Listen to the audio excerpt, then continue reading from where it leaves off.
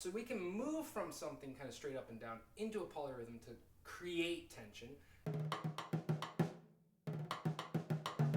Hey guys, Kyle here for another edition of Woodshed Wednesday. Thank you so much for stopping by. Today we're at the kit. We're continuing our conversation on polyrhythms by talking about how we can use these things compositionally in terms of tension and release. Really common concepts in when you're composing different songs, when you're writing different songs. And we can talk about how these different types of rhythms feel in terms of that.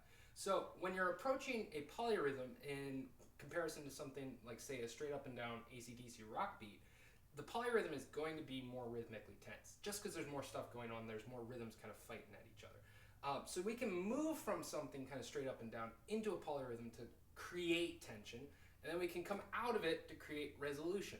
Let me demonstrate.